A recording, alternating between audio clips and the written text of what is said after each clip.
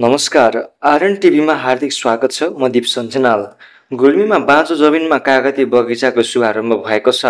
गुल्मी दरबार गाउँपालिका एक बलिधुमका युवा कृषक रूपलाल श्रेष्ठले 15 वर्षदेखि बाँझिएको जमिनमा कागती खेती गरेका छन्। श्रेष्ठले आफ्नै 60 रोपनी जमिनमा 800 कागतीका बिरुवा रोपेका छन्। अघिल्लो वर्ष थोरै मात्रामा फल दिन थालेका कागतीका बिरुवाहरू यस वर्ष लटरममा फलेको श्रेष्ठले बताए।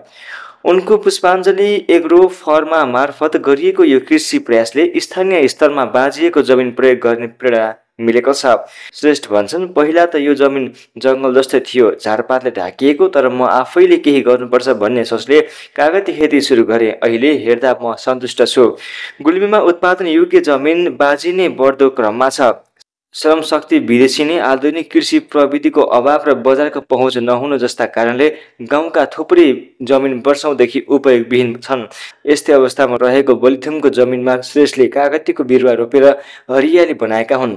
श्रेष्ठका अनुसार कागती खेतीको सुरुवातमा थुप्रै चुनौती थिए। माटोको परीक्षण, सिँचाइ व्यवस्थापन, रोग नियन्त्रण, जनशक्ति व्यवस्थापन जस्ता धेरै समस्या थिए, तर मेहनत र लगनशीलता गर्दा सबै समस्या क्रमशः समाधान हुँदै गयो। अहिले उनी आफ्नै फार्ममा स्थानीय जनशक्ति प्रयोग गरेर उत्पादन वृद्धि गरिरहेका छन्।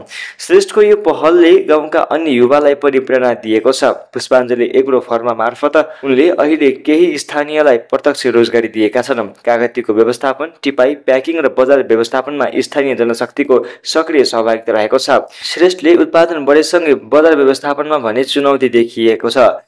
हाल उनी तम्घास बजारमा कागती बिक्री गर्दै आएका छन्। यस वर्ष 5 बोटले करिब 10 क्विन्टल कागती उत्पादन हुने श्रेष्ठले बताए, तर बिक्री कहाँ गर्ने भन्ने चिन्ता उनमा छ। सानो परिणाममा तम्घास बजारमा बिक्री भए पनि ठुलो परिणाममा बिक्री गर्न समस्या रहेको श्रेष्ठको भनाइ छ। रूपलाल श्रेष्ठको कागती खेतीको यो कथा एक उदाहरणीय सफलता हो, जसले बाँझिएको जमिन प्रयोग गरेर आत्मनिर्भर रोजगारी सृजना र ग्रामीण समृद्धिको दिशामा पाइला चाल्न सकिने सम्भावनालाई उजागर गरेको छ।